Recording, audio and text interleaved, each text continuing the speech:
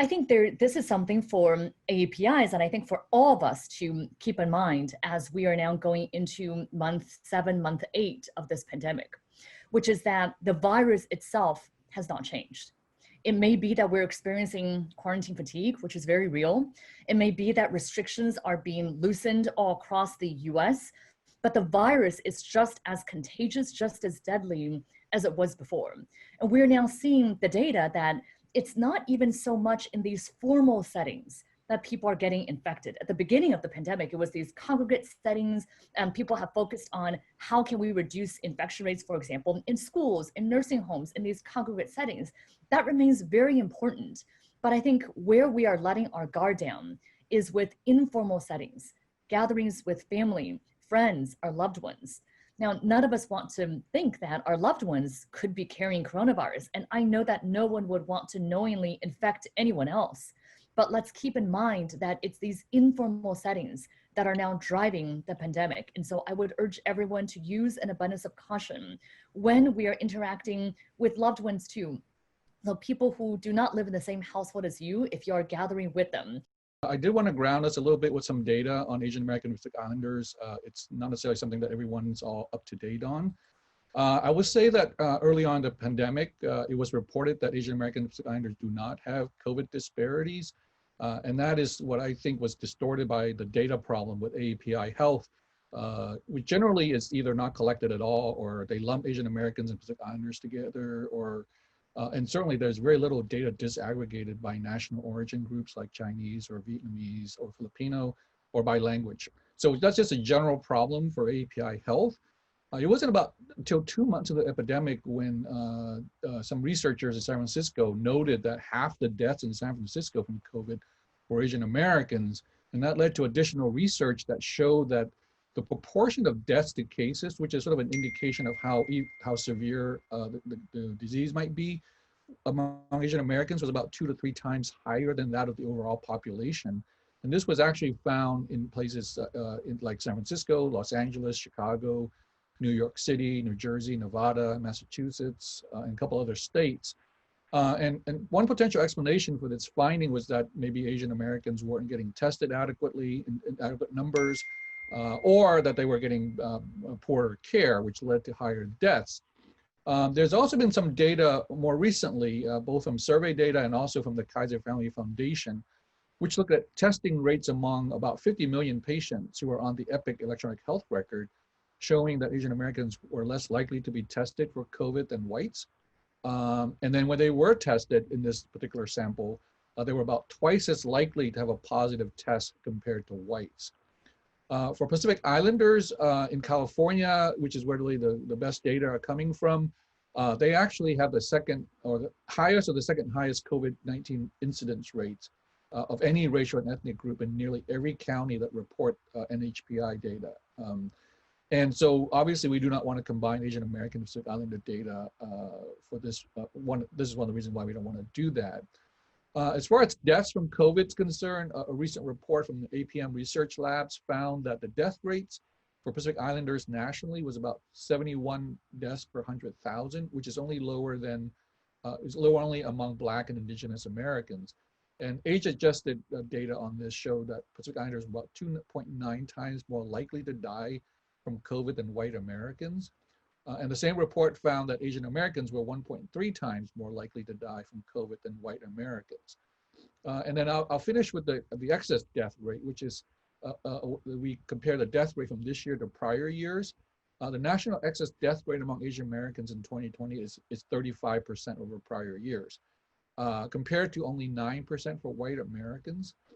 In some of the states that we're focused on these days, in Florida, that excess death rate for Asian Americans is 34%, in Texas 31%, and in Georgia 36%.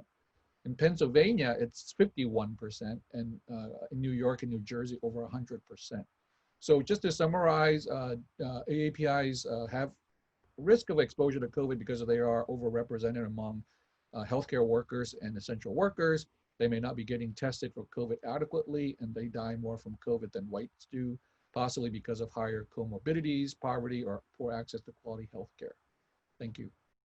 Yes, we are seeing folks that have COVID symptoms. I was in our COVID clinic yesterday, but simultaneously, the mental health burden is growing. And I think that this undercurrent of isolation and loneliness is exacerbated, is magnified in communities of color, in families that speak a second language or don't speak English as a primary language. And I think we got to pay attention to that. And I think it just, I think, underscores the importance of hammering home the need for a vaccine and hammering home the need to take this pandemic seriously, because the faster we get out of this, the faster we're able to deal with the mental health issue.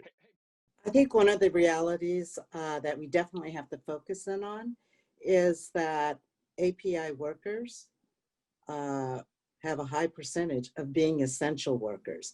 Most people think of essential workers during this pandemic as healthcare workers, but there are so many industries where API workers work in that expose them more to the COVID, and also a lack of information that may be not being given to them by their employers. And I think, you know, just speaking on that for a moment, this is such a difficult topic because on the one hand, we know that in-person schooling is critical, that we are widening our educational disparities manyfold. We're not taking into account food and mental health reasons and so many reasons why students need to be there for in-person instruction. And there is a real need for us to focus on those who are the most vulnerable and to get people back.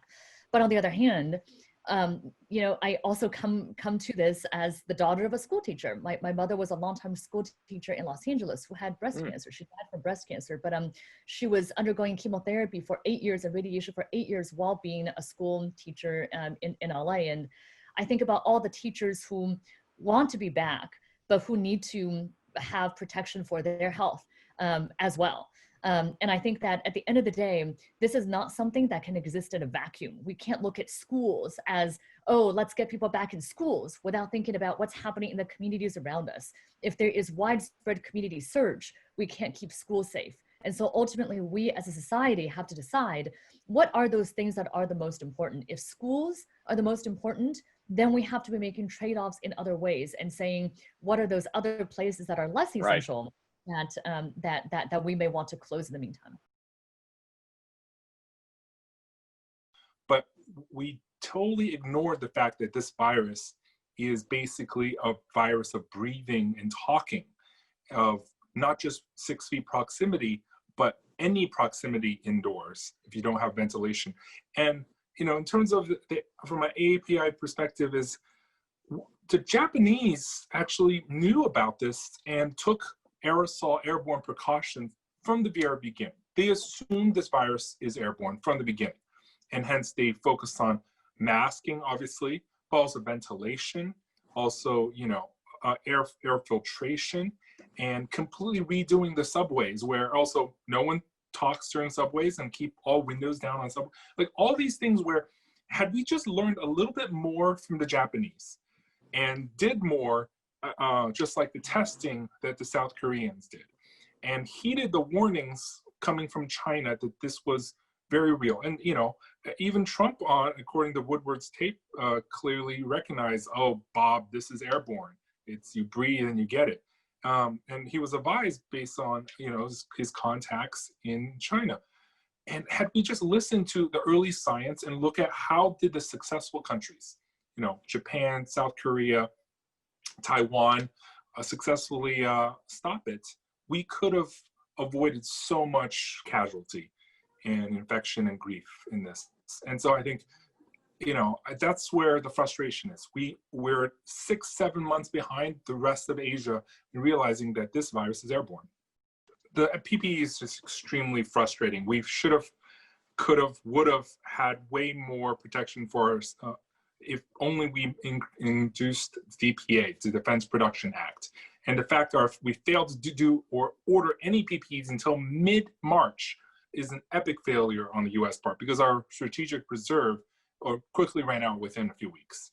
But PPEs right now, we're like 6 months after March, and we are still suffering shortages of N95 PPEs, respirators. And right now, a lot of hospitals are now resorting to KN95. But the problem is, according to the latest study, 60 to 70% of KN95s imported from China are not at filtration grade of a KN95. I think one of the key problem here is that we're not able to reach, we don't have the resources or able to reach out to our communities the way we should with all of these messaging, right? So whether it's masking or testing or vaccinations, we have not invested enough in language or culturally appropriate outreach on all of these. So what we have now with our population is a group that's actually just basically holed up in their house. We hear anecdotal evidence, people not leaving their home, so they don't get health care for anything else. They're very reluctant to do that. They're afraid of obviously anti-Asian stigma and racial bias from the way that things are going in the public domain right now.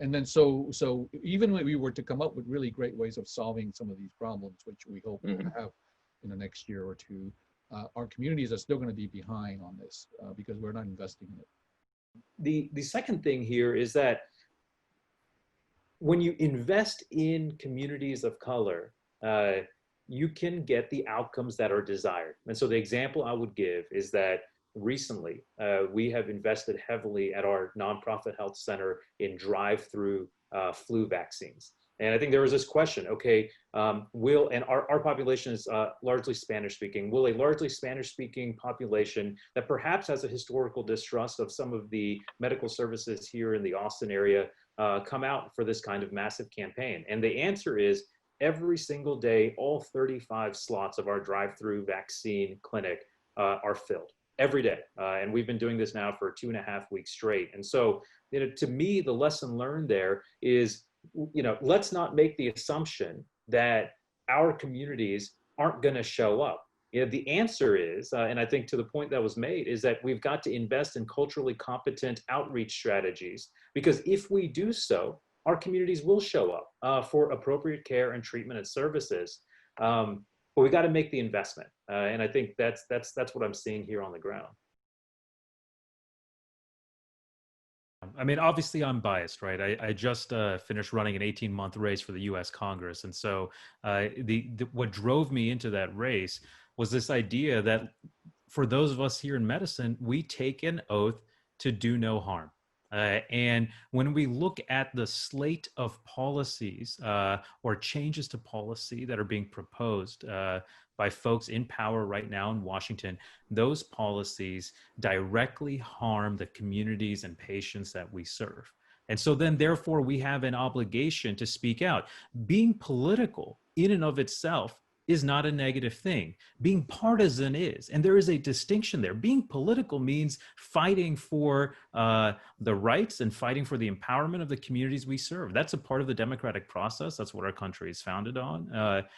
But it's different than being partisan. And so I think we have this obligation and responsibility. When I'm in clinic and I'm seeing patients of mine that live in a certain zip code, and I know that if they go across the highway to a different zip code, their life expectancy likely increases by 10 years. When I was in training, I worked at a clinic where if you were a Black man, you had a 30-year life expectancy difference. And if you were a white man, a few miles up the road. Zip code shouldn't affect the life expectancy of the patients that we serve. Therefore, it's an obligation to get involved in the policy decisions and in the political process because it directly affects the health and well-being of the communities we serve. By definition, public health is defined by health policy, and health policy is politics. You can't, as much as we want to separate them as, science completely separate of policy, you can't, because the very nature of health policy is political. So I think as scientists, as Asian doctors, oftentimes, we're often told to stay in our lane, right? Just see patients, don't go beyond what your day job is, seeing patients or doing your research. And I think this also gets at the glass ceiling issue. I think we have to be outspoken and we have to advocate more than just the whimper as many healthcare workers have the capacity to. We actually have to lean into the policies and the politics of this, because holding political leaders accountable so that they don't dilute muzzle, censor science, public health science that actually saves lives is so critical for us healthcare workers. It's a huge risk. 1 week after the general election, the Supreme Court will start to hear arguments on this ACA case. 20 million Americans could lose their health insurance. The stakes could not be higher. And I don't mean, this is not hyperbole here. I mean, the reality is I practice medicine in a state that has the highest number of uninsured individuals in the nation, state of Texas. On top of that, the ACA has been under attack for the last decade, and now the Supreme Court will start to hear these cases. If this ends up in a 4-4 tie, or if there's a new justice on the court by then, this will have ramifications throughout. And so I think that, to the second part of this question, how can people take action? Look, I'm not going to tell you how to vote or what to support, but I'll tell you that if you care about health insurance and you care about the uninsured and the underinsured in our country, then you ought to be active on phone banks and on registering people to vote. Now's the time. One last point I'll make here is about the importance of trusting science. I know so many other people touched upon this too, but I think there has been something that I did not think that I would see in my career, which is that the CDC, the FDA, these trusted scientific institutions, their credibility is now under attack. Not because of the work that they're doing. There are exceptional scientists working there, but because unfortunately their work has gotten politicized. And I think that's why we as physicians, as public health leaders, we need to be doing our part, and as community members as well, to be doing our part to really emphasize the importance of science in driving this response. Well, I want for politics to be removed from this entire conversation. I actually think it's not helpful when politicians, for example, are speculating on when a vaccine is going to be coming out, because there are people who will look at that and think that the entire process of vaccine approval is getting politicized. I think it's a major problem that something as basic as mask wearing has become a partisan symbol as opposed to a public health imperative. That's my view. Now, I think there is a need for, I know others can talk about this, for physicians to be involved in politics and advocacy. But for me as a physician, I think my voice and my role is on educating the public in a nonpartisan way. Well, there's only one person with a health care plan for America. The other person doesn't actually have a plan. We keep getting promises that things will get better, but that's not a plan. One of the candidates, the Democratic candidate, has laid out a very comprehensive health care plan. And so you can look at it and criticize it, but I think the other candidate basically wants to take away the Affordable Care Act, does not want to coordinate any national effort in producing PPEs and in sort of encouraging people to wear masks. So I just feel like it's pretty much it's hard to criticize a plan that doesn't exist. Yeah, I think Joe Biden's plan for universal masking is really, really critical because, until we have a vaccine and widely distributed and adopted, we need to mask, and we cannot avoid masking for a long, long time. And especially as we enter the winter, especially as Florida, Ron DeSantis is actually reopening restaurants and bars and nullifying all mask mandates so that they cannot be enforced. This is just gonna put us in a terrible, terrible path towards a brush fire that will burn out of control, akin to what's happening on the West Coast, but for COVID in many of these anti-mask states that, Ron, not just Florida, but also Georgia, also Nebraska, and I think you need federal leadership on this point. And Joe Biden's plan for national mask mandates and funding to support schools in this area is so critical. Only one thing, which is that it is so critical for all of our candidates to be standing behind our scientists instead of pushing them under the bus. This is a time when we need for public health to be leading. And I mean, this is a public health crisis. We need public health to be at the forefront, and science and data and trust in public health should not be undermined. And so I would look to any of our candidates, again, speaking in a nonpartisan manner for me, but I would look to all of our candidates to see who is going to put public health front and center and support science rather than undermine it. Look, I've got my scrubs on. I'm about to head over to clinic right after this. I'm not naive enough to believe that we can live in a nation without suffering. I understand that suffering's a part of the human condition, but preventable suffering isn't. And seeing children in one of the biggest states in the country suffer because they don't have access to health insurance and because of a inability to plan appropriately for this pandemic is unacceptable to me. There is one candidate that has put out a plan for our nation in terms of coverage of uninsured individuals, and one candidate that has put out a science-based, evidence-driven plan to deal with this pandemic. His name is Joe Biden, and he's going to win this November.